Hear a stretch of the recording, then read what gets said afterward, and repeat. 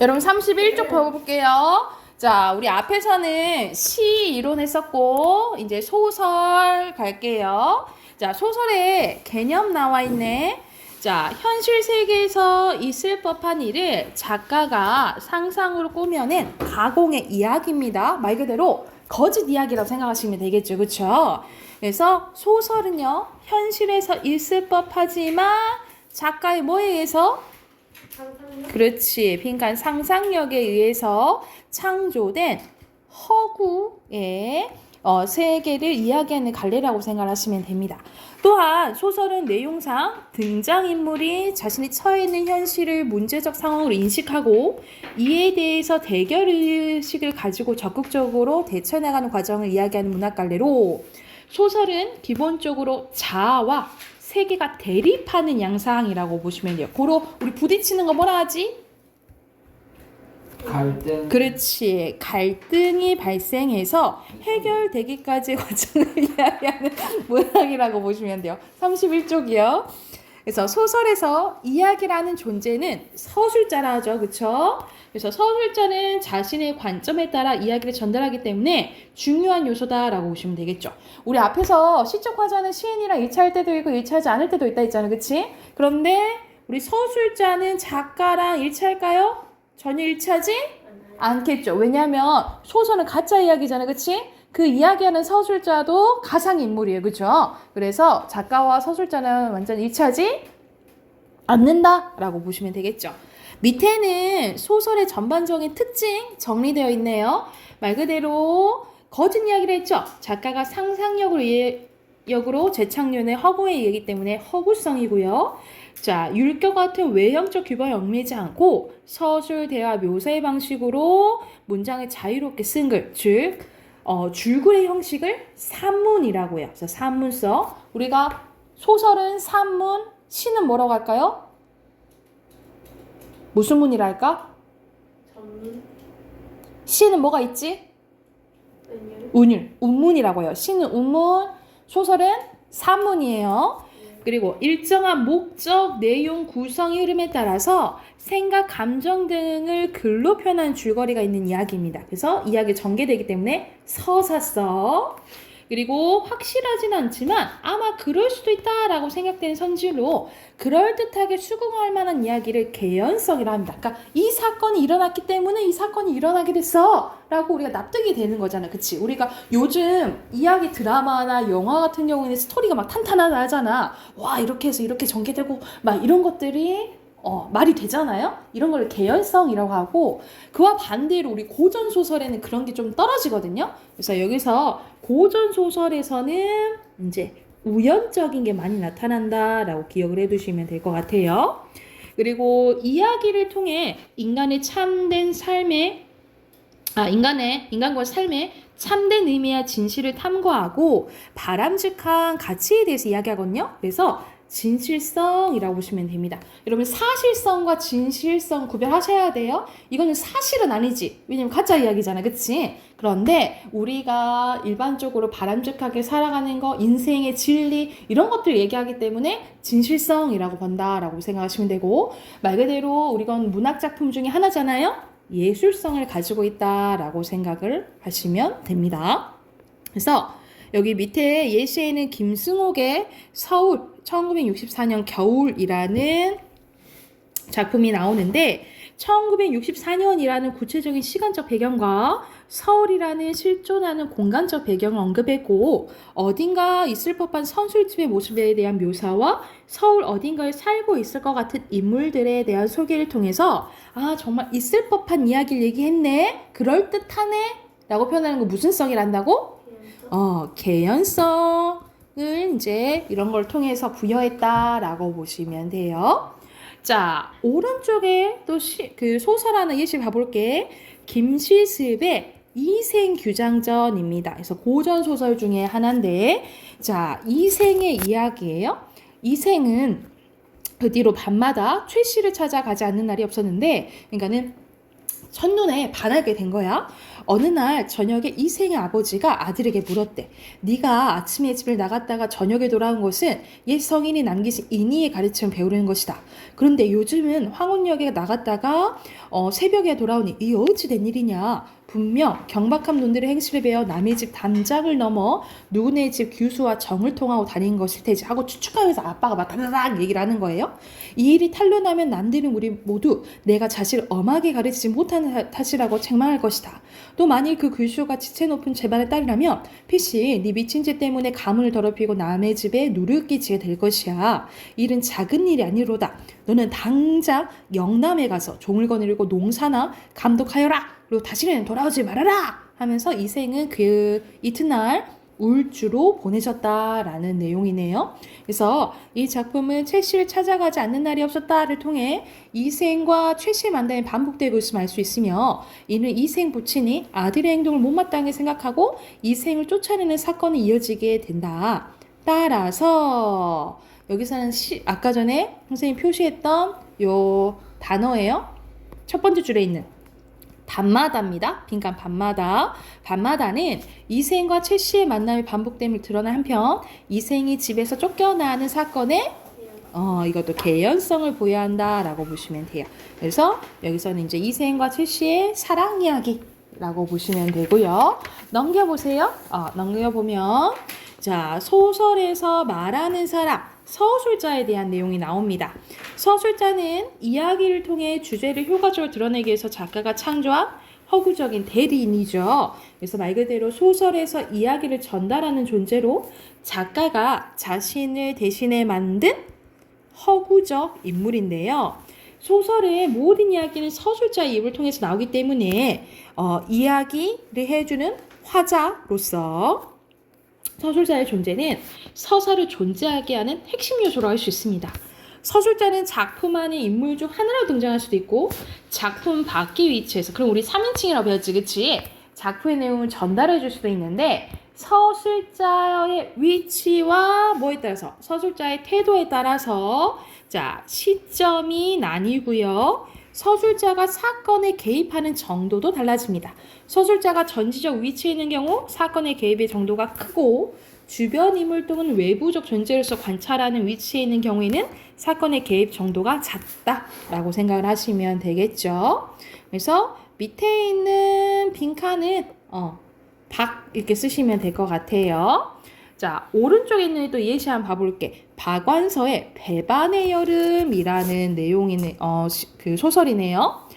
아버지는 내 손목을 잡고 풀장으로 갔대. 아버지와 같이라면 풀도 조금 덜 무서웠다.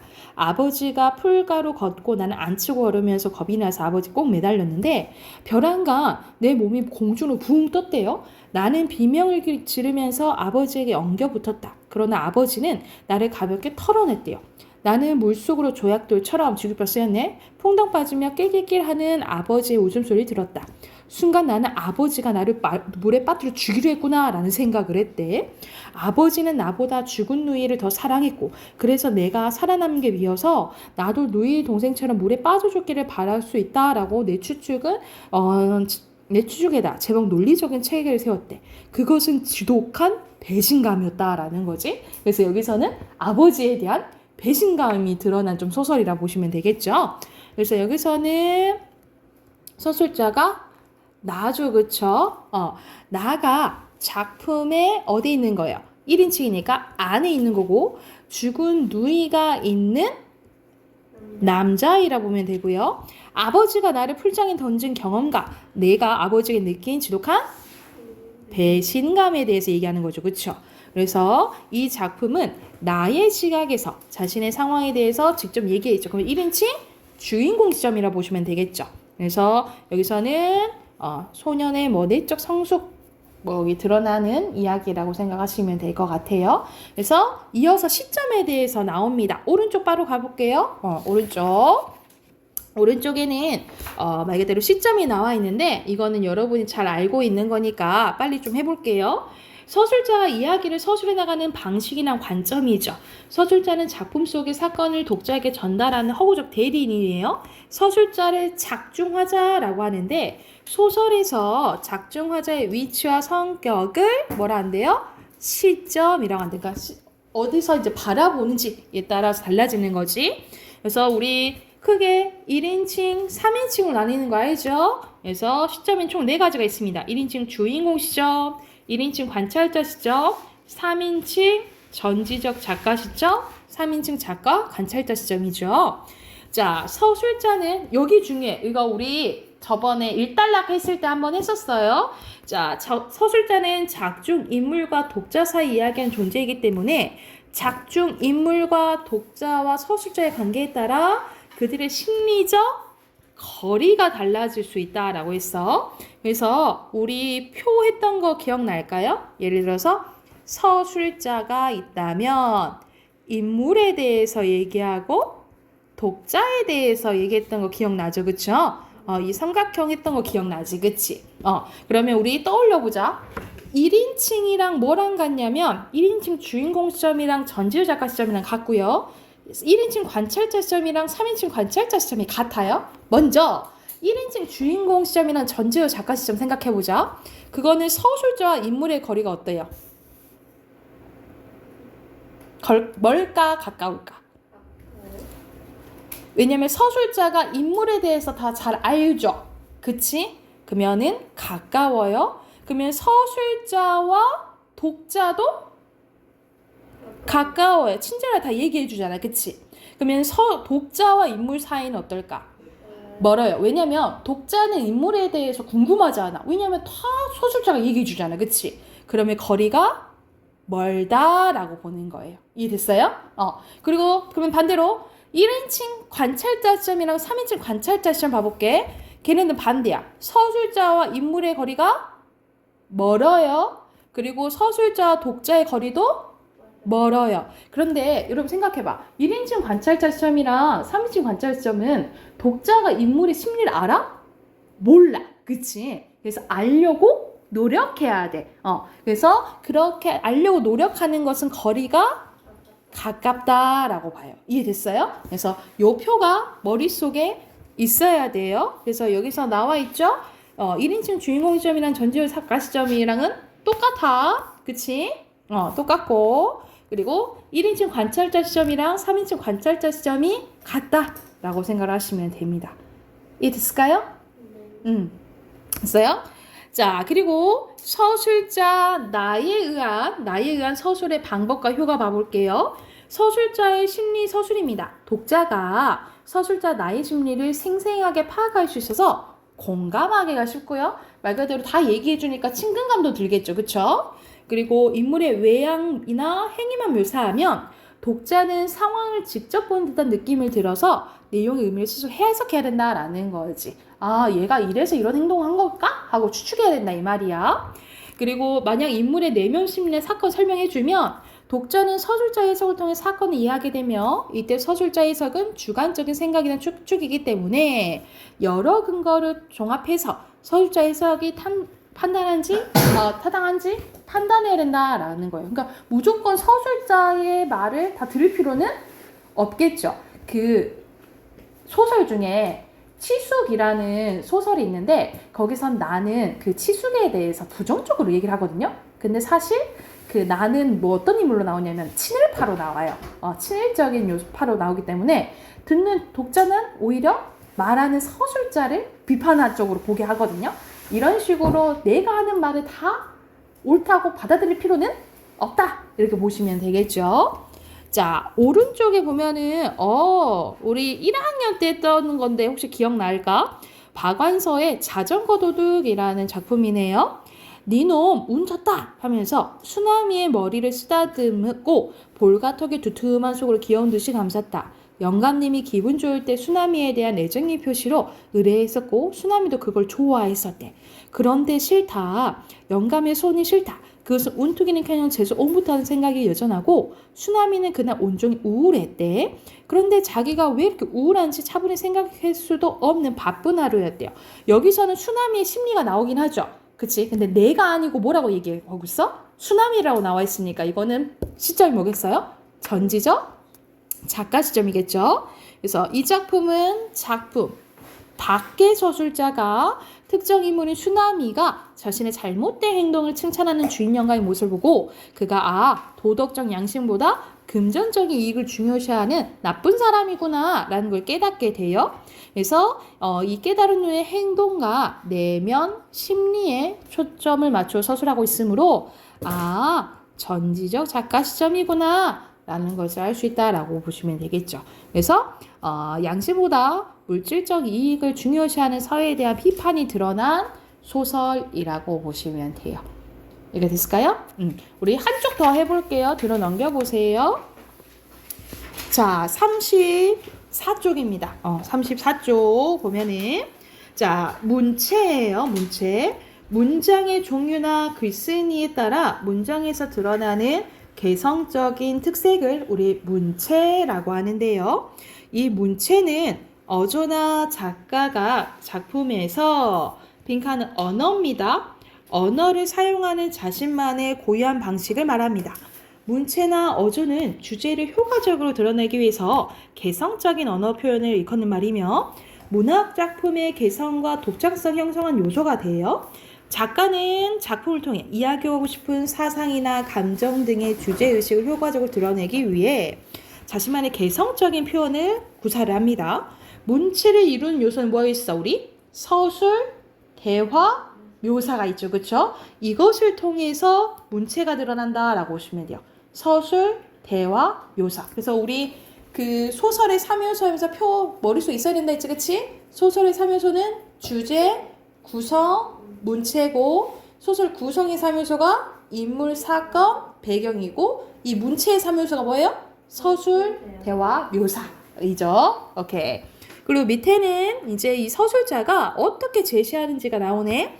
자, 순서대로 방금 했던 거 쓰시면 됩니다. 서술, 대화, 묘사예요. 서술은 직접 제시 나와 있네요. 그래서 해설적으로 얘기할 수도 있고 요약적으로 얘기할 수도 있고 아니면 서술자가 개입해서 얘기할 수도 있죠. 그걸 우리가 편집자적 논평이라고 하죠. 이거는 고전소설에서 많이 나오지, 그지? 그리고 대화나 묘사는 있는 그대로 그냥 보여주는 거야. 그래서 독자가 보고 상상해야 돼. 그래서 간접 제시라고 생각을 하시면 됩니다. 그래서 직접 제시와 간접 제시 구별하시면 되고요. 그리고 밑에는 일반적인 기준에 따라 문체를 구별하는 것은 보편적으로 나타나는 특징에 따른 부류인데 사람마다 말을 할 때 자주 사용하는 표현이나 말투가 다른 것처럼 우리 작가도 문자 언어를 표현할 때 자신만의 특색이 드러나는데 이거는 이제 절대적인 구분은 아니라고 나와 있네요. 자, 약간의 운율이 드러나면 우문체, 줄글의 그냥 형태면 산문체예요.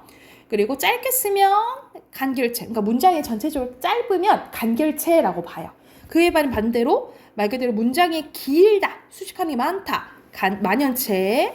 자, 우리가 우리가 말투에서 느껴지는 저 사람은 되게 말투가 되게 상냥하고 부드럽네가 있고 저 사람 왜 이렇게 세게 말해? 이런 게 있잖아요. 쓰는 글도 마찬가지예요. 글도 부드럽게 말하는 우유체가 있고요. 또는 강하게 말하는 강건체가 있다라고 보시면 됩니다. 그리고 우리가 비유 방법도 시에서도 쓰듯이 소설에서도 비유 방법 많이 쓰거든요. 그런 것들이 많으면 화려체, 그런 비유법이 없다. 그러면 건조체라고 생각을 하시면 돼요. 자, 오른쪽에는 우리가 알고 있는 현진건에 뭐가 나왔네? 운수 좋은 날이 나왔네. 그래서 여기서 내용 바로 봐볼게요. 이 작품에는 투박하지만 생동감 있고 사실적인 비속어 문체가 사용돼요. 그래서 막 아내한테 이런 또 조밥을 처먹고 어쩌고저쩌고 막 하잖아, 그치? 이런 문체는 김첨지라는 인물의 성격, 배경이 1920년대라는 시대적 배경, 일제강점기를 살아가는 빈칸 하층민입니다. 하층민의 비참한 삶이라는 주제의식 등과 어우러져서 이 작품의 사실성을 높이는 역할을 하고 있다라고 보시면 돼요. 그래서 여러분 이런 비속어가 나오면은 무조건 나쁘기보다는 효과는 말 그대로 우리가 진짜 있을 법한 사실감, 현장감을 좀 준다라고 기억을 해두시면 될 것 같아요. 여기까지 됐을까요? 그러면 옆에 문제는 숙제를 해오셔야 되겠죠? 35쪽부터 41쪽까지 41쪽까지 숙제로 해오시면 될 것 같아요. 이거는 우리 월요일까지 해오시면 되겠죠? 월요일까지 숙제를 해오시고 숙제 체크하시고 독서 꺼내세요.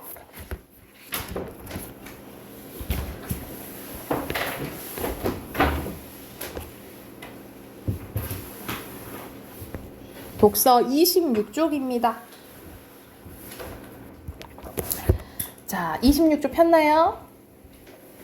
자, 흥민이 왜 힘들어? 자, 우리 저번 시간에는 접속어에 대해서 했어요. 그리고 오늘 할 거는 지시어와 기능어인데, 지시어는 말 그대로 가리키는 걸 얘기를 하는 거야. 그래서 우리가 앞에 말을 다시 말하진 않잖아요. 그걸 보통 대명사를 통해서 간단하게 얘기를 하죠. 그쵸? 그럼 이제 지시어라고 하는데, 내용 봐볼게. 앞에 단어나 어구, 문장을 가리킬 때 우리가 이것, 그것, 저것이라는 지시어를 사용하는데, 이 지시어는 어떤 효과가 있냐면요. 첫 번째, 표현의 효율성을 높여주고요. 그리고 문장과 문장을 내용적으로 긴밀하게 연결시켜주는 역할을 합니다. 다시 한번, 이런 지시어는 어떤 역할을 해준다고? 표현의 효율성을 높여주고요. 내용을 긴밀하게 연결시켜주는 역할을 한다고. 그래서 예시를 보면은 감각적 욕구, 지적 욕구를 뭐라고 표현해? 이라고 표현한다는 거죠. 이렇게 이라는 지시어를 통해서 사용하는 거고, 앞에 고래는 포유동물이다 라는 문장을 이것으로 표현하는 거지, 그치? 그래서 이렇게 보통 대명사가 지시어 역할을 한다라고 생각을 하시면 되고요. 밑에는 기능어가 나오는데, 기능어는 잘 안 접해봤을 거예요. 기능어는 뭐냐면 앞뒤의 말의 내용을 확인, 정리해주는 문법적인 역할을 하는데, 예를 들어서 앞문장의 내용을 지시하면서 이러한 목적은 뭐뭐 하는 것이다 라는 문장이 제시되었다면, 앞문장의 내용이 화제에 뭐에 대해서 얘기한 거구나, 목적에 대해서 얘기한 거구나 하고 힌트를 얻을 수 있게 해주는 걸 기능어라고 생각하시면 돼요. 그래서 이와 같은 기능어들은 어떤 또 역할을 하냐면 앞뒤의 내용을 연쇄적으로 이어준 역할을 하고요. 글의 응집성과 통일성을 갖추는 데 기여를 해준다라고 보시면 됩니다. 여러분, 이 응집성과 통일성은 여러분 우리가 중학교 2학년 때 담화하면서 배웠어요. 우리 담화는 이야기하는 상황 얘기하는 거지, 그치? 근데 이야기하는 것뿐만 아니라 글 쓰는 것도 포함되는 거거든요. 근데 거기서 조건이 뭐가 있어야 되냐면 담화는 통일성과 응집성이 있어야 돼요. 통일성은 하나의 주제에 대해서 얘기하는 거고, 응집성은 문장과 문장이 긴밀하게 연결되어 있는 걸 얘기하는 거거든요. 그래서 이 기능어가 어떤 역할을 한다? 이런 통일성과 응집성을 높여주는 역할을 한다 라고 기억을 해두시면 될 것 같아요. 여기가 됐을까요? 그래서 그 예시가 봐봐. 광고가 독점적 경쟁에 판매자 간 경쟁을 촉진할 수 있는데, 이러한 효과는 이 효과라는 단어를 통해서 앞문장이 뭐구나, 광고의 효과구나 라는 걸 알 수가 있는 거지, 그치? 그래서 여기 빈칸 효과 쓰시면 되고요. 그리고 방식이나 몇 가지 이런 단어들을 통해서 뒷부분에 충전을 중단한 몇 가지 방식에 대해서 얘기하겠구나 라는 것을 알 수 있겠죠. 이해됐을까요? 그래서 지금 한 부분이 지시어와 기능어인데 해당하는 문제 같이 한번 풀어볼게요. 자, 1번 봐볼게요. 북아메리카 원주민들에게 독특한 방식으로 선물을 주는 포틀렛이라는 관습이 있는데, 행사를 연 마을의 수장은 자신이 쌓아온 재물을 초대받은 다른 수장들에게 무료로 나누어 주기도 하고 그것을 파괴하기도 한대. 그것을 이라고 했잖아요. 그치? 그러면은 목적 앞에 뭘 얘기하는 거예요? 주기도 하고 파괴하기도 한대. 뭘? 재물, 그치? 특히 자신이 쌓아온 재물 얘기하는 거겠죠. 그쵸? 자신이 쌓아온 재물 이거 쓰시면 되고요. 자, 두 번째, 자유의 욕구와 힘의 욕구가 모두 강한 사람은 자신이 선호한 것을 우선시하고 이것이 방해받으면 불편해야 한대. 그럼 이것은 뭐야? 자유욕구, 힘이 아니지. 자신이 선호하는 것. 이것에 방해받으면 불편한다 이 말이야. 이랬나요? 그리고 3번. 건물이 수평 하중을 견디기 위해서 기본적으로 뼈대에 해당하는 보와 기둥을 아주 단단하게 붙여야 되지만 초고층 건물의 경우 이것만으로는 수평 하중을 견디기 힘들대. 이것은 뭘 말할까요? 어때? 보아 기둥? 보와 기둥만 쓰면 안 돼. 보와 기둥을 아주 단단하게 붙이는 거 이렇게 쓰시면 되겠죠. 오케이? 보와 기둥을 아주 단단하게 붙이는 거 쓰시면 되고요. 4번 가볼게요. 융은 자아가 성찰을 통해 무의식의 심연에 존재하는 자기를 발견하면 인간이 비로소 타인과 구별되는 고유한 존재가 된다고 보고 이를 개별화라고 불렀대요. 이는 이거 너무 쉽다, 그치? 앞에서 바로 나왔던 뭐예요? 개별화 얘기하는 거겠죠, 그쵸? 개별화 쓰시면 됩니다. 개별화. 자, 6번 가볼게요. 6번은 전체적으로 봐야 돼. 왜냐면 빈칸에 들어갈 이제 단어를 봐야 되거든요. 자, 6번 보면요. 데모노 빅토르 위고가 내려다보고 있는 가운데 로댕을 생각하는 사람과 마주하여 자신도 생각하는 사람이 됐냐 같은 자세로 묵상하는 모습을 취하고 있는데 원경 멀리서죠. 원경에서 희고 밝게 빛나는 빅토르 위고는 근경에 있는 로댕과 생각하는 사람의 어두운 모습에 대조되어 창조의 영감을 발산한 모습으로 나타난대요. 이러한 이거는 로댕의 작품도 문화작품과 마찬가지로 창작의 고뇌 속에서 이루어지는 것이라고 메시지를 주고 있대. 이거는 두 가지가 헷갈릴 수 있어요. 구도일까요? 위치일까요? 그렇지. 이렇게 놔둔 거잖아요. 그치?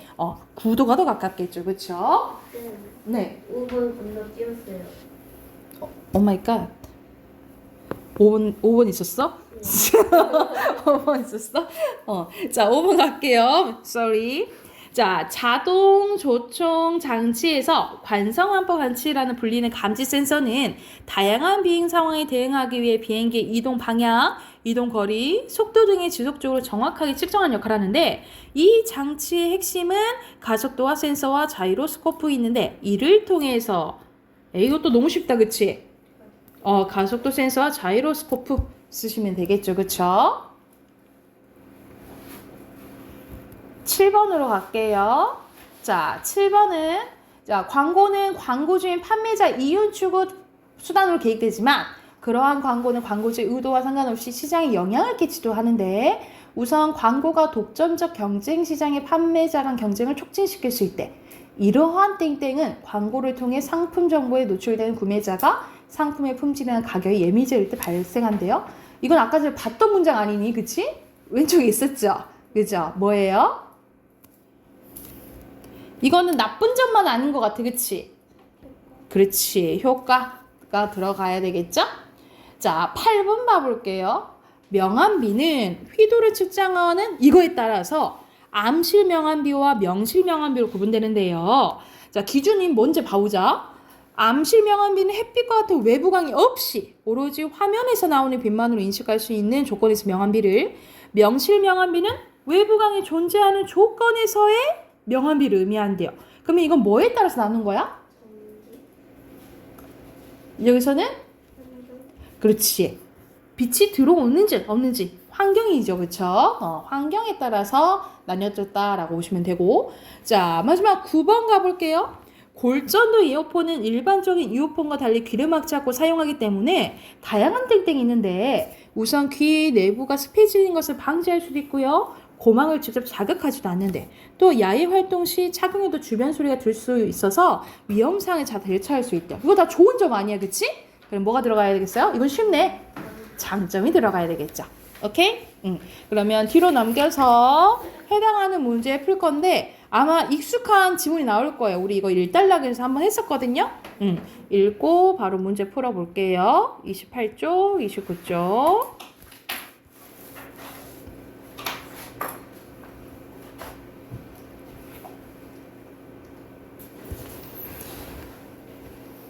확인해 볼까요? 자, 여기서 3번 문장에서 이가 가리키는 것은 여기서 이잖아, 그치? 앞에서 이를 구매하는 거니까 특정 재화 얘기하는 거죠. 특정 재화 쓰시면 되고요. 이와는 반대로 이는 어떤 상황이냐면 이와는 반대로 여기 있잖아, 그치? 여기서는 뭐 쓰면 돼? 특정 재화의 판매자는 한 명인데 이렇게 반대로 쓰면 되겠죠. 특정 재화의 판매자는 한 명인데 이를 구매하고자 하는 사람이 여러 명일 경우 쓰시면 됩니다. 됐을까요? 10번 문장에서 지시어 여기에 해당되는 것은 영국식 경매를 통해 가격을 결정하고 있는 대표적인 품목을 얘기를 해요. 예, 품목까지 쓰셔야 됩니다. 그리고 12번 문장에서 이것을 나타내는 것은 내림 쓰면 안 돼. 앞에 네덜란드 경매죠? 네덜란드식 경매 쓰시면 되고요. 그리고 이 방식 13번 문장에서 이 방식을 얘기하는 것은 내림 경매 방식을 얘기하죠? 내림 경매 방식 쓰시면 됩니다. 됐나요? 그러면 여기서 1번 적절하지 않은 것은 여기서는 5번이죠. 구매자가 제시하는 것이 아니라 맨 처음 판매자가 제일 높은 금액을 제시하는 거지, 그치? 그리고 2번에는 기억은 영국식이고 니은 네덜란드식이잖아요. 여기서 알맞지 않은 것은 5번인데 가장 먼저 응찰한 사람이 낙찰자가 되는 것은 네덜란드식이지. 영국식은 가장 나중에 말한 사람이 낙찰이 되겠죠, 그쵸? 그리고 여기서는 최고가 밀봉 결함은 당연히 제일 높게 제공한 A가 타야 되겠지, 그치? 근데 제일 높게 내야 되고요. 차가는 제일 높게 단 A가 되지만 두 번째 금액을 내야겠죠. 그래서 답은 2번입니다. 됐나요? 문법 숙제 답 확인해 봅시다.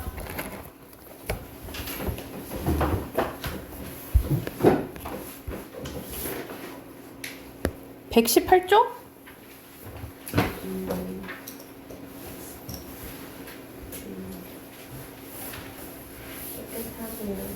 이런 같이 한번 해봅시다. 자, 1번에 여기서는 알맞지 않은 거 고르는 거네요. 그쵸?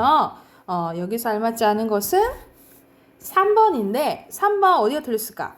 디귿의 아파서는 만약과 홍하지 않으므로 아프니로 바꿔야 됩니까? 만약 아프면으로 고쳐야겠죠. 그쵸? 그리고 2번에 여기서는 적절하지 않은 것은 1번인데 여기서는 왜 틀렸을까? 중의적 문장을 사용했잖아. 나는 형과 누나가 추천한 영화를 보았는지, 나는 형과 누나가 추천한 영화를 보았는지가 중의성이잖아. 그치? 집에서를 넣으면 중의성이 없어지지는 않죠. 그쵸? 그리고 3번에 여기서는 적절한 것은 여기서는 지원이의 꿈은 국어교사가 되는 것이다잖아. 이거는 주어와 서술어의 홍이죠. 그쵸? 그리고 여기서는 자연을 수능하면서 다른 한편은 자연을 사용하기로 했대. 이거는 필요한 목적어가 빠진 거지. 그치? 그리고 요거는 중의성이겠죠. 그래서 답은 4번이고요. 자, 4번에 적절하지 않은 거 1번이죠. 서술어 주셨다가 요구하는 목적어가 없었어요. 부사어가 없었죠. 부사어로 고치셔야 되겠죠. 그리고 5번 갑니다. 5번에 적절하지 않은 거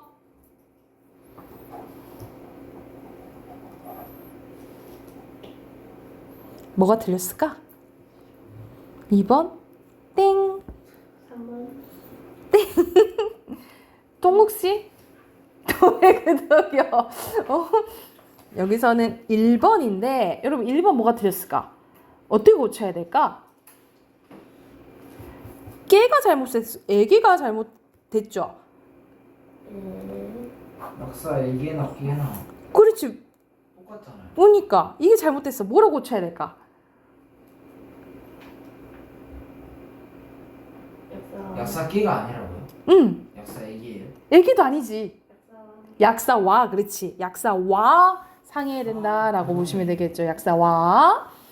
그리고 6번의 기억의 예는 중의적으로 해석되는 거. 2번이죠. 형은 나보다 어머니를 더 좋아한다. 그래서 내가 좋아하는 것보다 더 좋아할 수도 있고 나를 좋아하는 것보다 더 좋아할 수도 있고, 그치? 그리고 7번에 적절하지 않은 거 몇 번? 4번. 땡! 2번. 땡 뭐 찍게 하는 거야? 뭐 하는 거야? 1번. 아 아니다 1번 아니다. 5번이에요. 여기서 웃으면서가 지훈인지 소민인지가 헷갈리는 거지, 그치? 네, 만짝는 해놨어. 자, 넘겨봅시다. 이건 바른 거 고르는 거네요. 이 장면은 연출된 것이니 절대로 따라하지 마세요. 이거는 부사어지.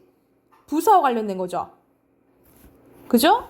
그러면 니은에 해당된 거고, 우리는 타인의 인격을 존중해야 하고 타인이 나와 평등한 생각을 지내야 된대. 이거는 성분이 빠졌었네. 네. 기억에 해당되네요. 답 3번입니다. 그래서 밑에 빈칸 넣으시면 유형 추가 삭제 넣으시면 되고, 9번 갈게요. 9번에 여기서는 적절한 거 고르는 거거든요.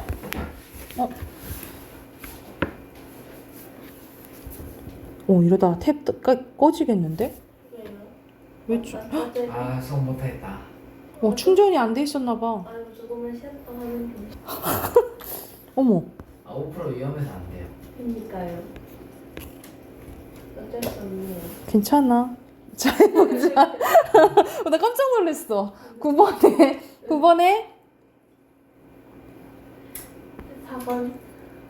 아니 왜 자꾸 너 왜 자꾸 안 해놓고 찍냐고. 왜 이렇게 저기 당당하게 찍는 거야. 여기서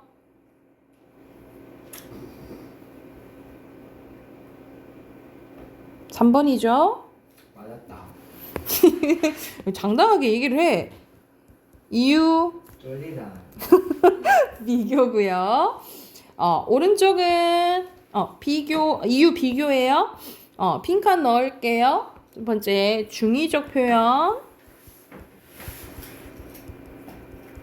그리고 단어, 그 다음에 구조, 그리고 4번에 부정, 그리고 5번에 상황이에요. 자, 여기서 중의성을 해소한 것으로 적절하지 않은 거네요. 답은 이거 너무 쉽다. 2번이죠? 주체가 두 사람이어야 되면 여기에서 쉼표가 돼야 되겠지. 그치? 그죠? 그리고 11번의 기억. 관용적 의미로 사용되는 거야. 그러면 적절하지 않은 것은 3번. 야! 너 지금 야, 이거는 언뜻 봐도 알겠다. 이건 언뜻 봐도 알겠어. 다시 한번 봐봐.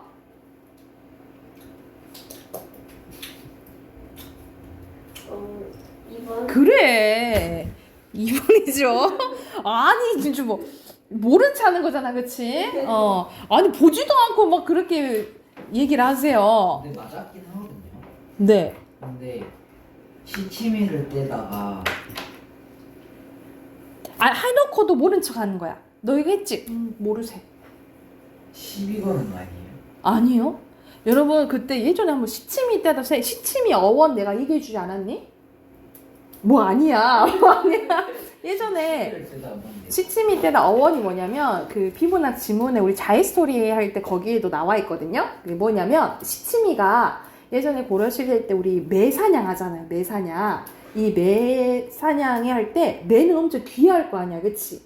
그래서 보통 이제 지체 높은 사람들이 매 사냥하고 다니고 하는데 그 매에 붙여놓은 이름표를 시치미라고 했어요. 매 이름표를 시치미라 했는데 예전에는 막 그래서 그러면은 그 매를 훔치려면 시치미를 뭐 해야 되겠어?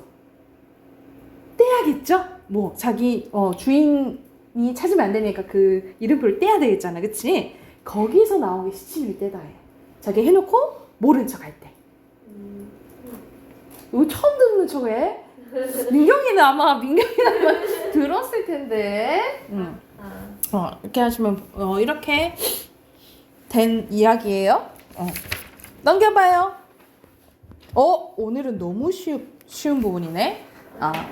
아까 선생님이 얘기했던 담화네요, 그쵸? 담화 부분 오늘 해볼게요. 담화는 이야기하는 상황이라고 보시면 된다 했죠, 그치? 그래서 구체적인 문맥 속에서 둘 이상의 문장의 발화가 연속되어 이루어지는 말의 단위를 담화라고 합니다. 그래서 동각. 내가 동각 했는데 동기가 지금 응 그랬어. 그러면 이게 바로 담화가 되는 거예요. 담화. 그래서 이 말이 말 그대로 내가 생각해서 머릿속에 있는 것을 표현하는 걸 발화라고 하거든요. 이 발화가 연속되면 담화가 된다라고 생각하시면 됩니다. 자, 담화의 구성 요소예요. 담화의 구성 요소는 총 4가지예요. 화자, 청자, 전하는 말아, 발화, 그리고 그가 이루어지는 상황인 맥락이라고 보시면 됩니다. 구성 요소가 4가지 뭐라고? 화자, 청자, 발화, 맥락이라고 보시면 되고요. 자, 담화의 조건 아까 선생님이 얘기했잖아. 무슨 성과 무슨 성이 있어야 된다고? 통일성과 응집성이 있어야 된다고요. 통일성은 담화의 구성 요소들이 하나의 주제를 향하여 유기적으로 연결되어 있는 것을 얘기를 하고요. 그리고 담화의 응집성은 담화를 이루는 발화나 문장들이 형식적으로 긴밀하게 연결되어 있는 것을 얘기한다라고 했어요.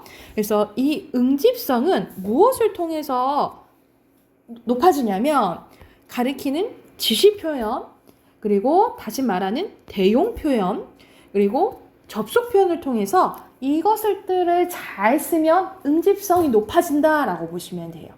다시 지시, 대용, 접속 표현을 잘 쓰면 무슨 성이 높아진다고요? 응집성이 높아진다라고 보시면 됩니다. 그래서 담화의 조건 2가지, 통일성과 응집성이고요. 아까 넘어갔는데 여기서 직접 발화와 간접 발화 나와 있잖아요. 왼쪽에 예시 나와 있네요. 직접 발화는 문장 종결 표현의 형식과 의도에 차이가 없는 거야. 창문 닫아줘! 명령이잖아? 그치? 명령문이야. 근데 간접 발화는 형식의 문장 종결 표현의 형식과 의도의 차이가 있는 거야. 지금 춥지 않니? 이거는 의문문이지만 의도는 뭐야? 문장 좀 닫아주겠어? 라는 닫아줘! 라는 명령의 의미가 있는 거죠. 그쵸? 이런 식으로 직접 발화와 간접 발화 있다?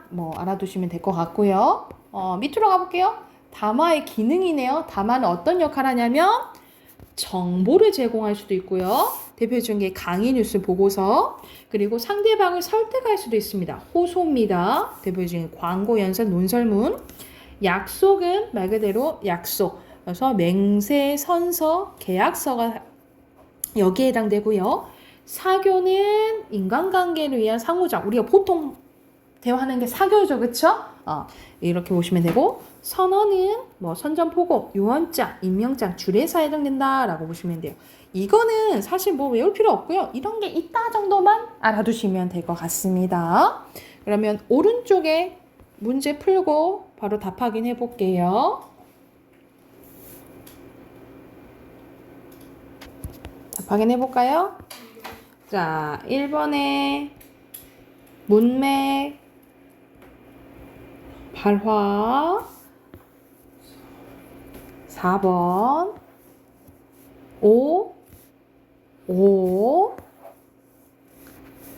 이렇게 그러나 3번이고요. 자, 여기서는 목마르다 평서문이에요. 근데 물 좀 줘라는 요청이어서 간접발하고요. 얘는 창문이 열렸네. 똑같이 평서문인데 문 닫아달라는 요청이에요. 이것도 간접. 디귿은 어느 쪽으로 가야 되나요? 의문문이잖아요. 그죠? 진짜 물어보는 거잖아. 질문이어서 직접 발화예요. 그리고 리을은 너 나한테 돈 맡겨둔 옷 있니? 의문문이지만 옷 못 줘라는 거절이죠. 그래서 간접 발화. 미음은 여긴 따뜻한 차입니다. 평서문. 이거 드세요 라는 뜻이잖아. 권유예요. 간접 발화입니다. 그래서 답은 3번이에요. 핑크 하나 넣었나요? 여기까지 하고 숙제는 우리 문학 선생님 아까 내준 거 있죠? 문학 숙제 해오시고 단어 외우시면 될 것 같아요. 끝!